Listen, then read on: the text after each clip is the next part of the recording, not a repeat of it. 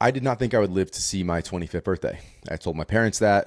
They thought I was joking, being, over dramatic, but it was my reality. I felt like I was having a heart attack every single day, difficulty breathing, all kinds of crazy stuff. And I know Joelle shares a similar health journey as far as dealing with an immense struggle, not seeing great progress in the traditional healthcare system, and then really learning how to become an expert and an advocate on her own team. So we are going to be breaking this all down and more. Stay tuned. All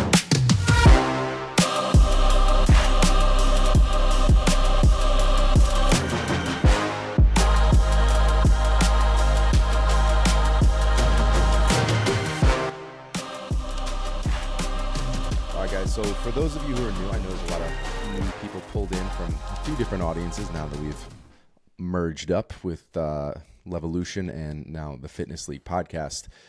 So many of you may not have heard Joelle's story. Many of you may not have heard my story. So we're not going to totally break them down in this episode. We're going to give you the cliff notes as far as some of the things we've dealt with in the past.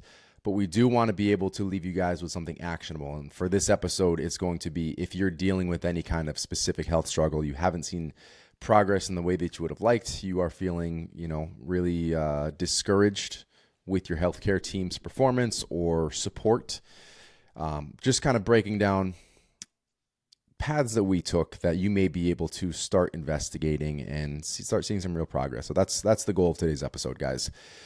So to kick it off, Cliff Notes version, I was diagnosed with Barrett's esophagus a little over a decade ago, which for those of you who are unfamiliar, basically the esophagus erodes to the point where it kind of looks like a lining of the stomach, leaves you a bit more susceptible to esophageal cancer, although the correlation now is not as strong as it was once believed. But I did go all the way through to high-grade dysplasia, which is the step before esophageal cancer.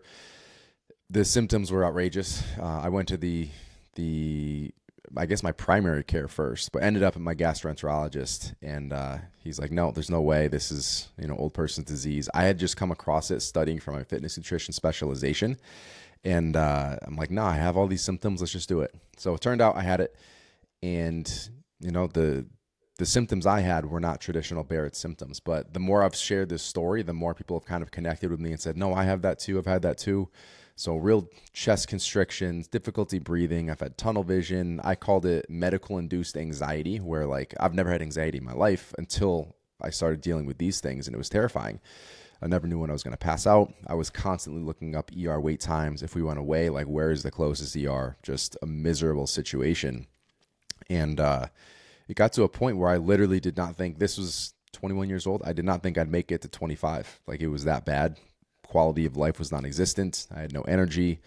My body was it was failing for a multitude of reasons that we will not dive into on this episode. We will in the future. But it was it was a very scary time in my life. And I did put myself in that position. I own it. I am grateful for this journey. So I wouldn't be where I am today if I had not gone through all these things. And that might sound a little weird, but hopefully by the end of this episode, you guys understand why I'm grateful for everything that I went through. And, yeah, I mean, that's about as cliff notey as I can get with my journey. But Joelle, I know you dealt with something similar. Why don't you take that away?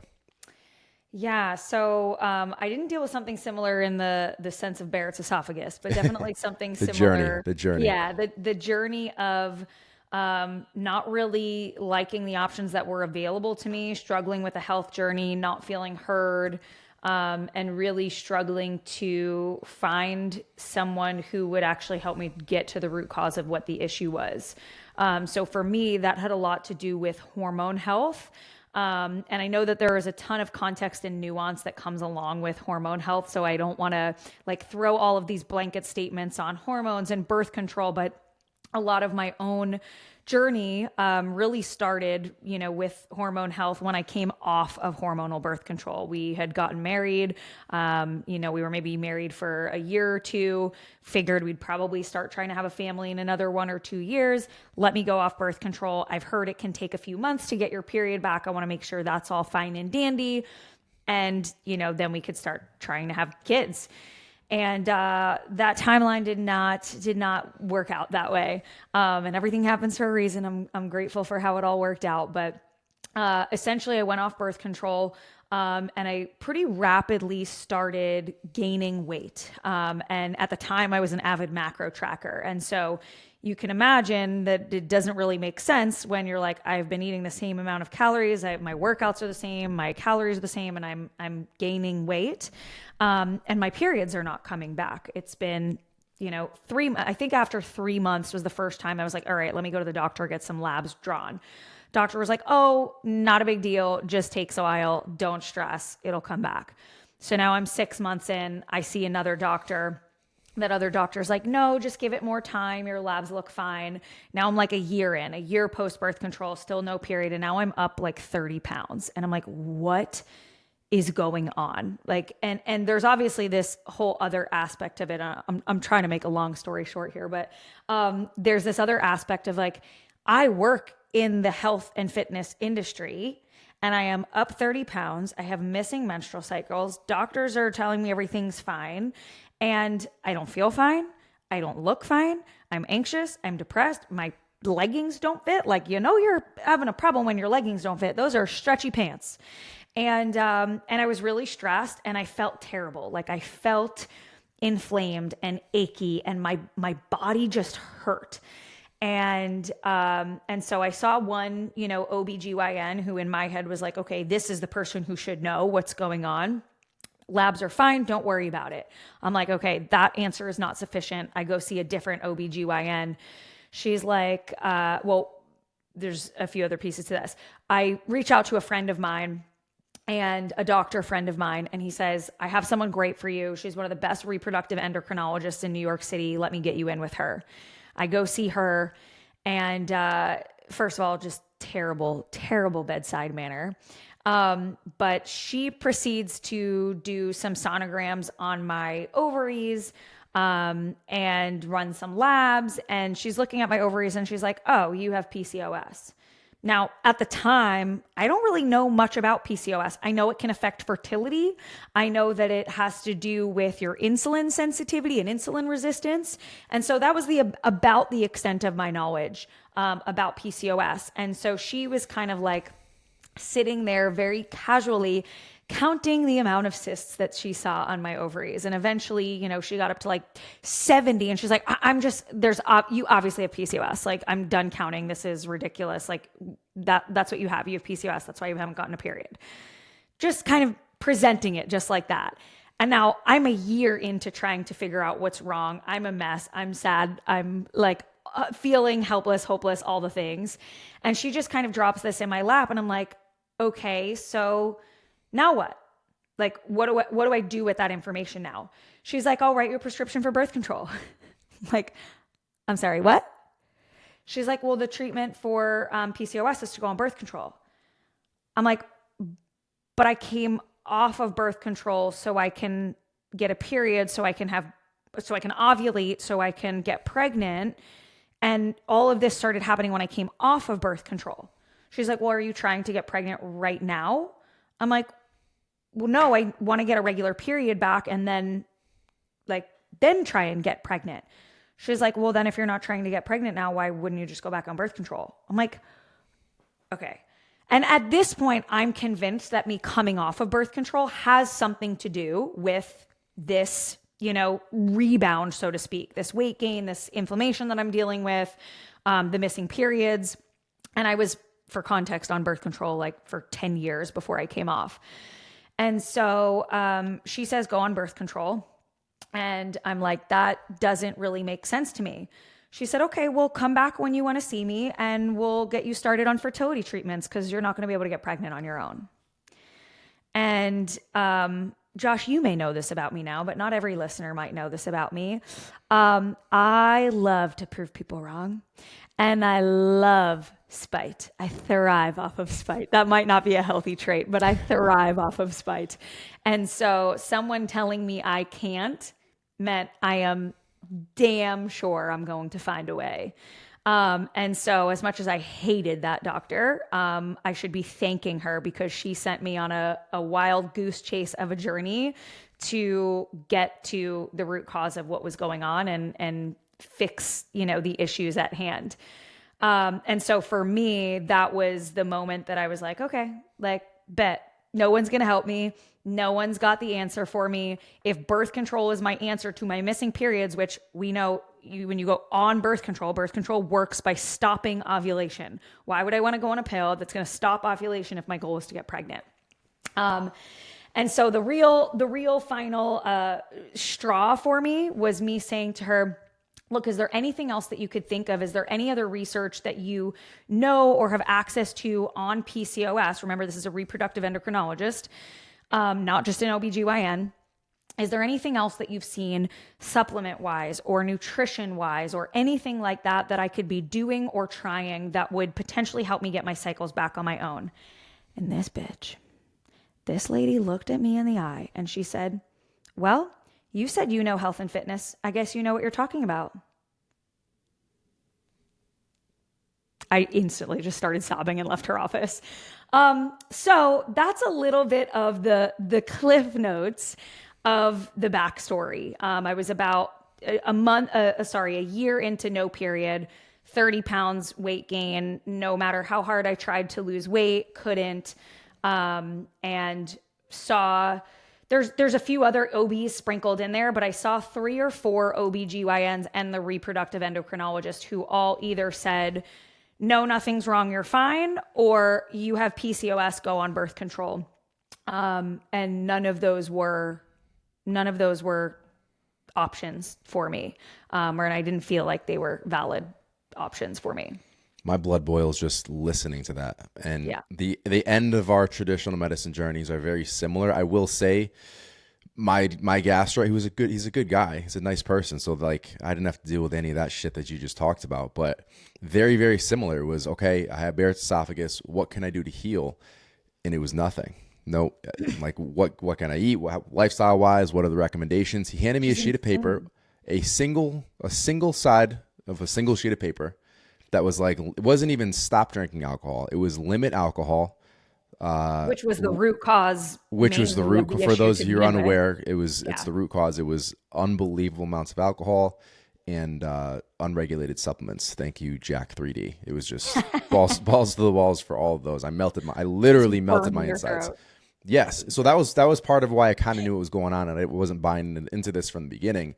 But I get my single sheet of paper, avoid acidic foods, avoid chocolate, limit alcohol, and like try to get some sleep. I think those are like the main things on this list. And I'm like, there's nothing else. No, this is the list. This is the thing. Here's what you do. And then you're going to take PPIs for the rest of your life. Proton pump inhibitors basically stop your body from producing acid, which, as common sense will tell you, your body uses acid for a reason. It's how you break down nutrients and absorb them properly. So a huge thing with Barrett's and taking PPIs is you stop absorbing nutrients. So energy was shit. As I would later find out, the inability to digest B vitamins wrecked my body, wrecked my nervous system. It was one of the huge parts that pushed me into the next thing we'll talk about here, but almost the exact same thing. There's nothing you can do about it. We're here to manage symptoms. There is no path to healing. You will not be doing anything on your own. And very similar to you, Joelle, my response was, okay, well, I'm going to go do this on my own. I'm going to go learn. I'm going to go down this rabbit hole, down this path. And that is where the beginning of my appreciation for this journey started. But very clear aha moments. What was your first step once you had that, Joelle, as far as, was it beginning to do your own research? Was it trying to find, someone in the holistic space? Where did you go from there? Yeah. So first response, immediately I called a friend of mine, who I knew would have far more knowledge on this than I. And so, I called Sam Miller. Actually, it was my first call, other than sobbing to my husband first about like, yeah, this doctor is so mean. And I'm walking through the streets of Manhattan, just sobbing down the streets. And I'm like, you look like a wild idiot right now, but I didn't care. So I called Sam Miller and I was like, I just got this PCOS diagnosis. Like, what do I need to know? I know very little about this. Sam and I were good friends, and I knew that he would be able to point me at least in the direction of some research or some resources, to which he did. And that was kind of what started my research, so to speak, of, okay, I am going to find out every possible piece of information, published literature, supplements, hormones, how does this happen? what is the treatment? What are the holistic ways? Blah, blah, blah, blah, blah. And I would now consider myself very, very, very well versed in all things PCOS and hypothalamic amenorrhea, which is kind of, I had this weird, I did have one doctor who kind of drew a Venn diagram, and she was like, look, this is what's weird. You meet some of these PCOS symptoms, and you also meet some of these HA symptoms, this amenorrhea, missing period symptoms. And there's kind of you in the middle of that overlap with sort of both of these. And so I would like to think that my mission became to become an expert on both of those. And I did that for a few months. I tried to change things for a few months, things about my nutrition, things about the products I was using, things about my stress management skills, the way I was training, the frequency and intensity of my training. And that was the first route I went. And after a few, I would say, weeks of that, I again got to this point of like, I know there's something more to this. I think I'm on the right track, but I would love to find someone to have in my corner, not in the conventional route, but in the more integrative route, and see if they could lead me any further, because I think I've gotten as far as I can get on my own now. And so the next step was finding someone in the integrative space, which I did. And that was a wonderful experience. Yeah, I kind of did those in conjunction with each other, the self-exploration on top of jumping right into the holistic space, finding a naturopath. I actually had a family member who was working with this clinic, and they had a kind of a gut specialist. So I went to see him, wrote me a prescription for a bunch of like vitamins, like regular vitamins that could help with my nervous system, that could help with, letting my digestive tract heal. So things like L-glutamine and then 5-HTPP to kind of calm things down on the nervous system side. So I ended up with a handful of those, spent like $100, and I took them for like a month, and things calmed down. When I say I was having a heart attack, it felt like every single day for a couple hours, like I was on the couch, wiped out. That was my block of time where nothing could happen. Like, that was legit. So just getting those to become fewer and further in between were massive, massive progress for me. Right. So it was kind of focused on calming those things down, like get my phone off the ER search and just, start this path slowly. So I did that. I read a few books. One of my favorites, Dr. Megan Rossi. I forget. I don't want to botch the title because I read a few of them. I don't remember which one was hers. I think it was Eat Yourself Healthy. But that was like my first deep dive on fiber, like what we do for our microbiota, on all the superpowers that our gut microbiota have. And then, general things, stress management, all those things, obviously gut-brain axis. So doing those two things together started moving me in the right direction. That said, this is over a decade later where I am now cleared of Barrett's. I ended up having some more medical procedures where they actually did radiofrequency ablation. So took a laser beam, burned my esophagus to get rid of it. That was as it got closer to cancer. So I'm free. I've been free. I haven't taken PPIs in over 5 years. They are now seeing like some correlation between 3 years or more on PPIs and dementia. So like, my goal was always to get off of that. And, you're talking about nervous system. Obviously those things are pretty scary. And I was feeling that from the get-go. So I was going down that path, but one of the main things I want to just drive home in this section, as far as seeking out non-traditional and becoming the advocate for yourself, is patience. Like, for as much frustration as you're going to have in the traditional space, you're going to have that in the non-traditional space. You're going to have it managing things on your own. So going into it with realistic expectations, it took you a certain amount of time in your life to get to this point, whether this was self-inflicted, whether it was something more chronic that just came on over time. It took a lot of time to get to that point. So it's going to take just as much, if not more. And in my case, it was more. I destroyed my body in about 4 years, and it took me 12 to feel back to normal, but it was worth it. So when you find a path where you do see incremental progress, however slow it may be, you have to commit yourself to that process.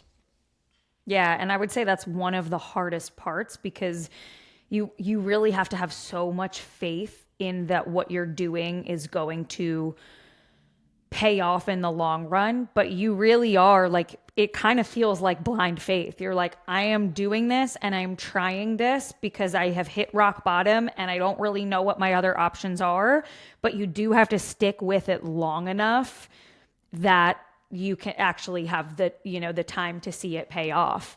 And to that point, Josh, I was 18 months of working toward getting a menstrual cycle back before I did finally get it back and start having regular periods again.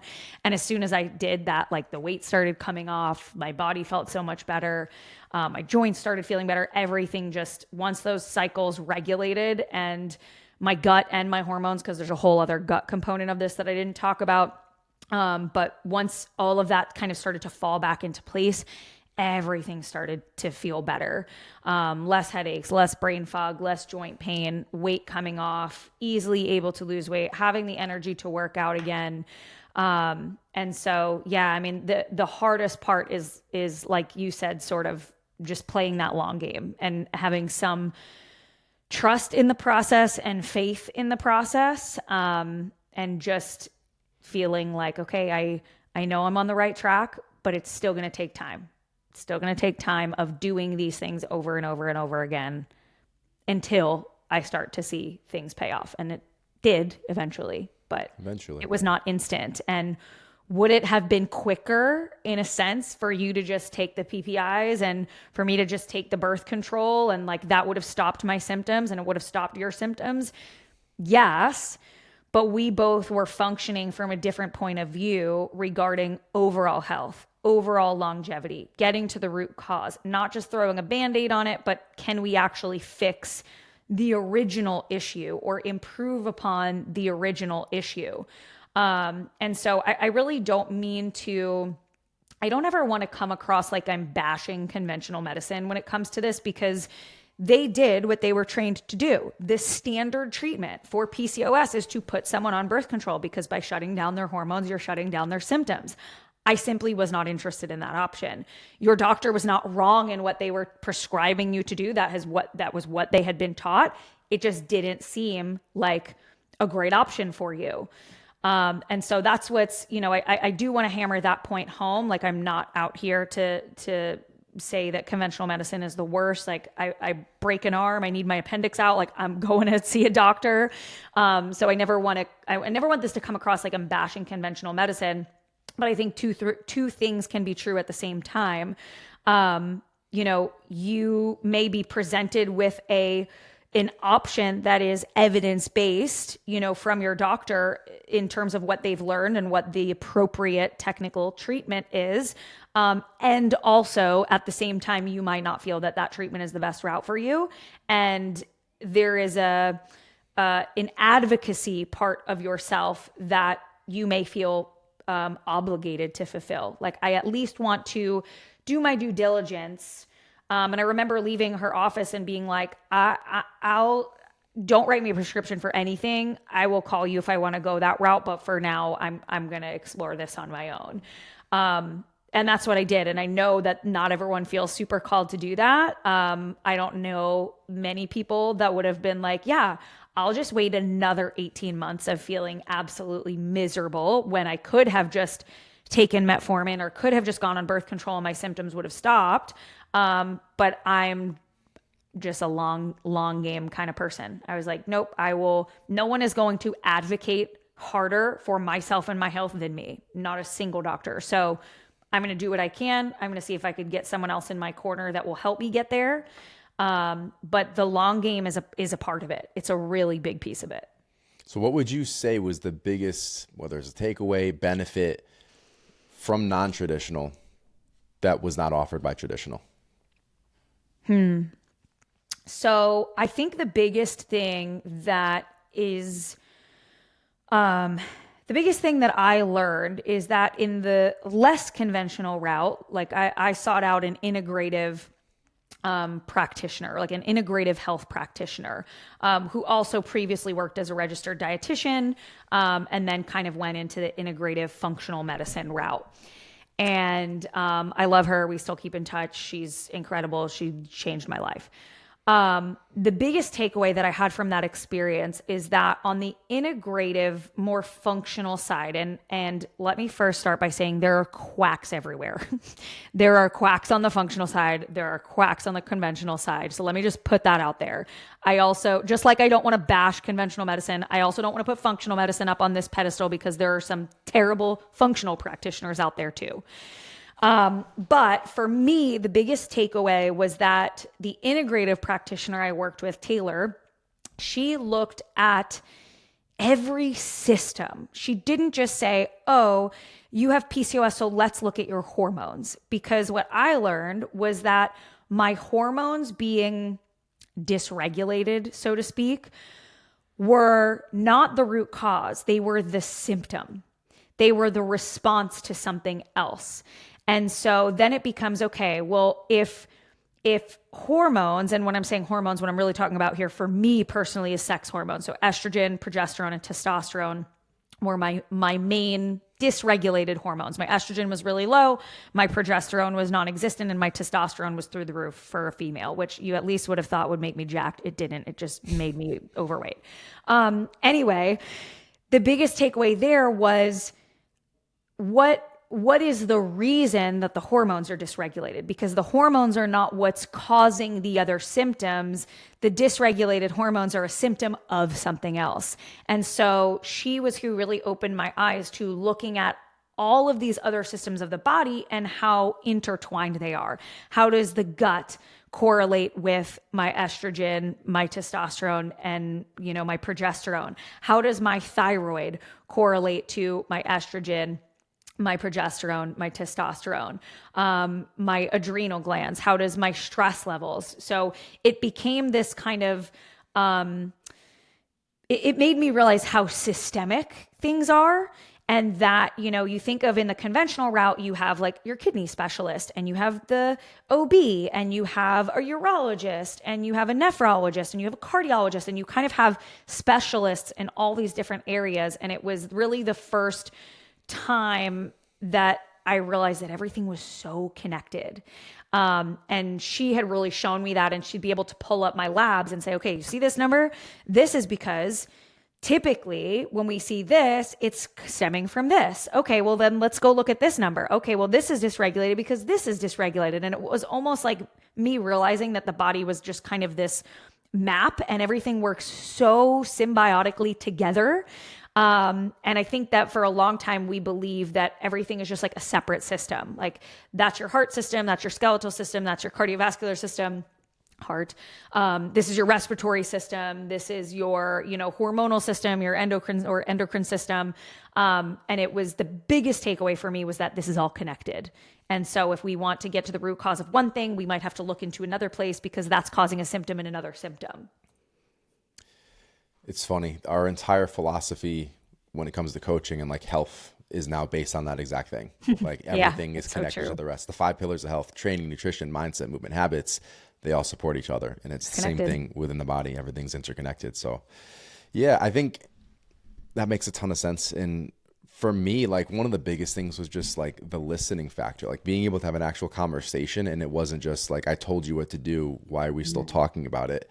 It was what's going on. Like, what else are you feeling? What's happening within your body? And pretty similar. By having those conversations, he's able to put those puzzle pieces together and figure out, okay, well, this might be causing this, which is attached to that. But even just something like, we're treating, it should be common sense, but we're treating Barrett's esophagus. So at this point, I was still on PPIs, suppressing acid. So something that could naturally occur and makes a lot of sense to occur is SIBO, small intestinal bacterial overgrowth. So as that's happening, my gut is extremely uncomfortable. It's bloated. I got to stop eating by like 2:00 every single day because I physically can't eat anything else. So we start treating for things like that. And as those symptoms start to come down and they dwindle a little bit, you get closer and closer and closer to that root cause. What's left? We're not just treating symptoms, but we're having conversations about the whole system and addressing those pieces from a core level, from a core component, which was never something that I was able to experience from traditional. And again, not that we're going to bash conventional medicine like you talked about, like right. It saves lives. Conventional medicine saves lives 1,000%. Where I tend to lean toward it and point others towards it is like this chronic syndrome. Like anything you're dealing with super chronic and things aren't getting better and you're just managing a symptom, and even the symptom management really isn't improving the symptom. Maybe it's time to look into a different avenue. So that's kind of where I lean into that route a little bit. But for those who are listening, to give them something super actionable, maybe some are dealing with PCOS, some are dealing with some type of IBS or Barrett's or GERD or anything along those lines. Do you have a staple, a checklist of some simple things lifestyle-wise you would recommend starting to kind of shift? Yeah, so for me, what stands out the most and what was a huge takeaway from just my PCOS experience overall is that PCOS, and this a very, very simplified version of what I'm about to say, is that PCOS and hypothalamic amenorrhea, for instance, like missing menstrual cycles, both of those are stress driven.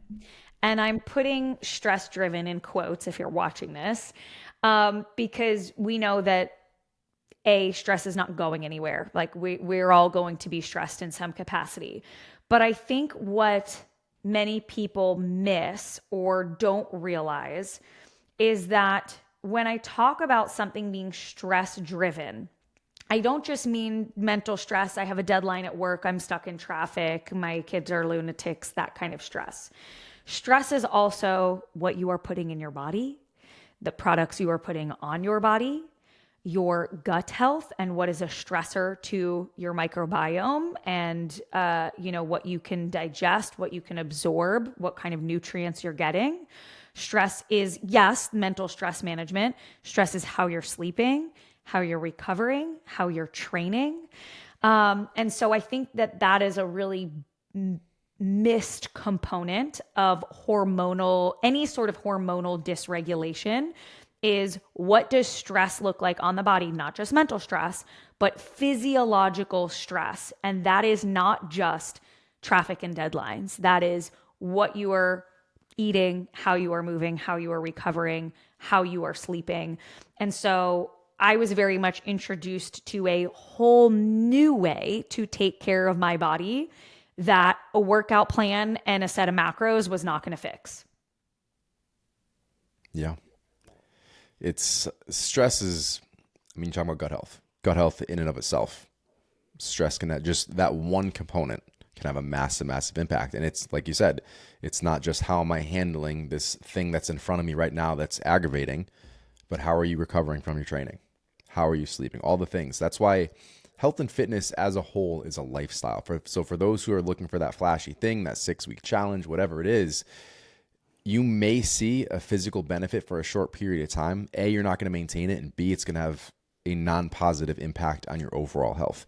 It's the things that you can commit to now, but do for the rest of your life that are going to have the biggest difference. They're going to make the biggest difference, create the biggest changes, and the lasting transformations.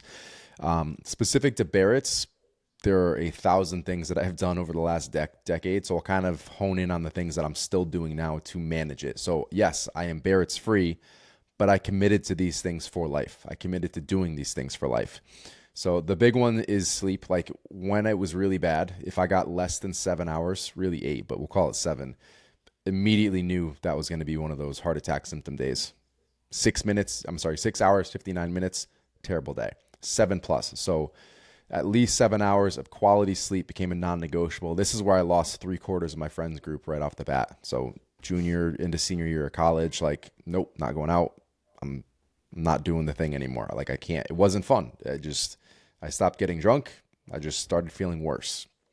So that was number one, was making sure I was sleeping, recovering.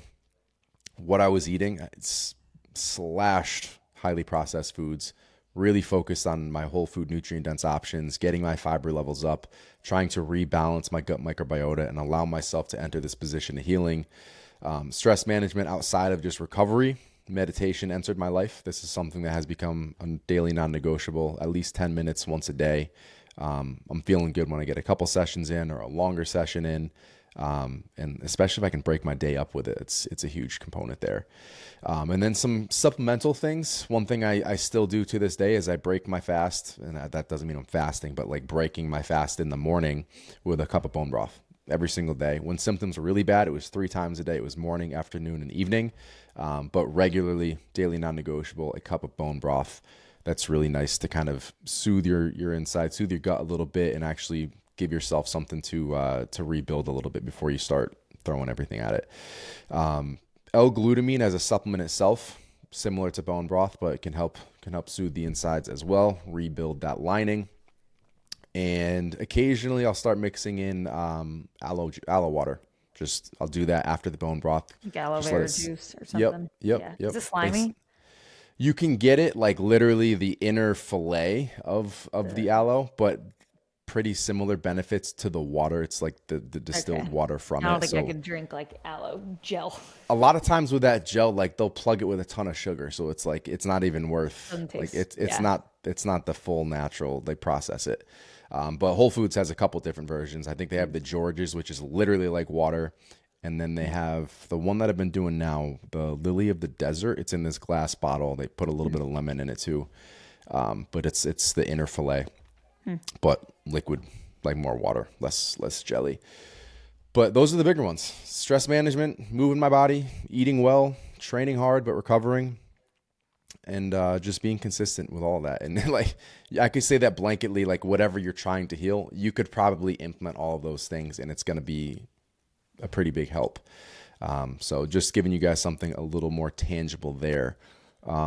Again, we'll share the whole story on both sides, and they deserve their own dedicated episodes, but we wanted to give you guys the cliff notes and then some actionable steps to take on your own if you are dealing with some type of health issue and you're frustrated and just don't know where to turn next. So anything else you missed you want to jump in with, Joelle? There's one last thing that I want to mention, and Alessandra and I recorded this with Coach Courtney the other day last week. I don't think this podcast will probably come out before the one with Courtney. Yep. But look to the Courtney one when it does come out. If you were interested in this topic, Courtney is one of our functional nutrition coaches here at Levolution, and she works with a lot of our clients who have PCOS, hypothyroid, autoimmune conditions, gut dysbiosis. Her and Coach Ariana are kind of our go-to coaches for those issues. And so we have someone here for you who could potentially help you through that. But B, which is what I wanted to touch on briefly before we go, is that something we talked with Courtney about was kind of, Josh, what you and I alluded to here and something that came up in a previous Q&A was like, when do you go the functional route? And for both of us, it was like, well, when we feel like we exhausted the conventional route, weren't getting the answers or the help that we wanted, that's when we kind of went the other route. And something that Courtney, really focused on as well when we had that conversation with her was about how the big rocks still matter. And, our 5 pillars or the L5 method, training, nutrition, mindset, movement, habits, those are the bare minimum that we have to be consistent with before we even entertain the idea that there's something deeper happening. Because we were chatting about, you'll hear it when it comes out, but we were chatting about, how does someone know if they need that? Or, when someone signs up and let's say they have PCOS, do you immediately jump into, a gut health protocol or a PCOS protocol? And it's like, nope, we focus on the big rocks first. We take a look at sleep. We take a look at stress. We take a look at what the training looks like, what their nutrition looks like, what their fiber intake looks like, what their water intake looks like. Because a lot of times we can improve symptoms with just doing what we call the basics that aren't necessarily basic to everyone in this, phase of life that someone might be in. But those are the big rocks. Those basics are what we're calling the big rocks. And it's after those have been well established and consistent that then you could kind of start to explore the supplements or the specific protocols. But without focusing on the big rocks first, I think that you end up like kind of missing the forest for the trees. Like if you're jumping to supplements before you're sleeping, or you're trying to look for a PCOS supplement before you're, eating fiber, managing movement, trying to improve your insulin sensitivity with movement, exercise, focusing on stress, recovery, and so on. Don't jump to all the small, minute details before you've handled the big rocks. And I can literally feel half of the people who are like owning in on this and like, yeah, that's me. I'm dealing with this and that. Like the big sigh, like, I want the supplement. Can we just start with the supplement? I'll do the other things in conjunction with that. And it's, again, that's the same concept as jumping for that quick challenge, that flashy challenge. If you're not doing the basics first, that's where it starts. And you can literally move the needle 90% by nailing those things, where you don't even need a supplement at the end of the day. It's just all these things have been off for so long that you just forgot what feeling good feels like. Right. So it's free. It's going to take a little time. It's going to take some effort and some consistency, but start there. And you will, like, the amount that a supplement would change is insignificant compared to moving all those other rocks first, like you just talked about. That said, I will pull in a nice little plug since you pulled up coaching. Our premier offer, one-on-one health coaching, is you sitting down, filling in an application. We'll pair you up with the perfect coach. But basically, anything that you've been struggling with when it comes to your health, your fitness, your goals, and not being able to actually create progress that lasts longer than a few weeks, longer than a month, longer than a year, but real lifestyle changes to create life transformations. That's what our coaching is all about. It is completely personalized to you, your situation. There is no such thing as one size fits all. What we talked about in regards to that L5 method, training, nutrition, mindset, movement, habits, that's a blueprint. Those are pillars we're going to focus on, but every single protocol is determined by you and your coach. What's going to work best for you? What's going to move the needle the most? So the point of us giving away freebies, doing the podcast, putting out content is so you guys can take as much of this on your own and accomplish as much as you possibly can on your own. Most of you we're never going to work with, but for those who are really struggling or those who just want the shortcut, because it is a cheat code to have a coach in your corner, they've been there, they know what's going to be the most effective protocol based on the conversations that they have with you. That is your cheat code, so you can skip the trial and error period and start seeing real progress faster. So coaching is our premier option. We also offer the app, the SDE method, a little funky name twist. We got some things going on in the background that you guys are going to hear about very soon, but that's our training app and some general guidance on those other pillars. You can find both of those on our site as well as linked here in the show notes. And lastly, we do have a 3-episode rule. If you are still listening beyond 3 episodes to this podcast, you have probably found some value from it. So all we ask is you share the episode, leave us a quick 5-star review, one, the other, both. You can write a blurb if you want to. But really, because if you found value in some of this messaging, you've taken something home you can apply, somebody else probably will as well. And that's how this audience grows, from you guys sharing it, talking about it. So that is your job as a member of this incredible community. You guys have been awesome. That is our only ask, is that you just share it. If you're getting value, let someone else find it too. Where can they find you? At Joelle Samantha. I'm at Josh Skutnik. Everything else is linked